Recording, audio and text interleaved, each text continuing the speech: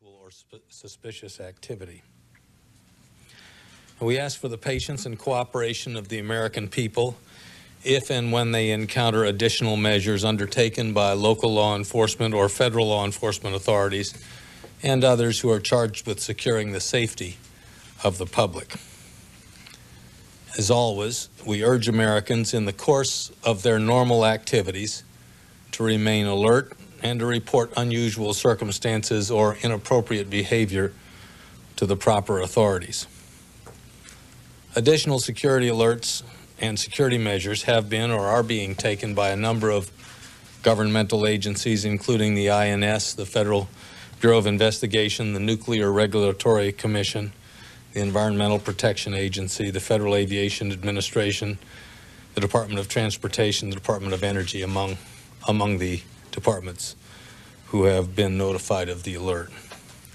Governor Ridge has also discussed this heightened state of security with the governors, who were asked to take appropriate precautions based upon security assessments in their respective states.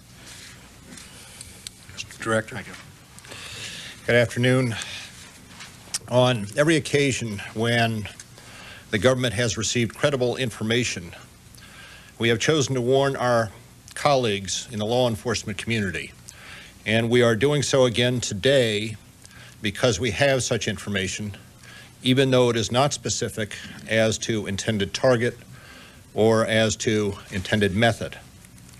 Now, I should add that I have just come from addressing the International Association of the Chiefs of Police, and I know how difficult it is for the officers they represent and all other state and local officers out there to respond without greater detail. Even given that, I believe it is advisable to alert law enforcement and local authorities as to what knowledge we have received. We are again asking them, and through them local communities, to remain extremely vigilant. Doing so gives us a force multiplier that could well prevent another terrorist attack. And we appreciate their willingness, however difficult, to join in this national effort. Thank you. Director, do you consider that the earlier threat advisory you put out October 11th helped to avert such an attack?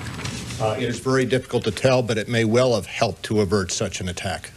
Mr. Director, can you give us a sense of whether this is electronic information or from a human source? I cannot get into the source of the information for obvious, I think, reasons. Mr. Director, what realistically should Americans do with this information? You never rescinded the last one, and my presumption is that most Americans already are on a heightened state of alert. I think that is true. However, when we have received this additional information, specific as to time, but not specific as to other details, we think it is important to put it out there so chiefs of police, other law enforcement entities can again refocus their efforts on potential targets in their communities. May I just make a comment there? We have decided to share with the American people that we have alerted law enforcement. And that's important.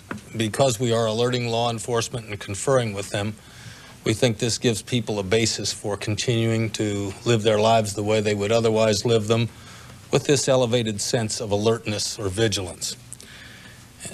I trust the American people to be able to understand, in this context of conflict, where there is a front overseas and there is another front here in the United States, that they can make good judgments and can understand this kind of information.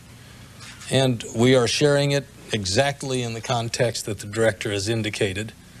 It is not specific, but it is information that we think the American people have the good, mature judgment and capacity to accommodate and to understand. And it's with that in mind that we are speaking to them about a notice that we are providing to law enforcement. General, did you brief the president about the warning, and did he agree with the release of this warning to the people?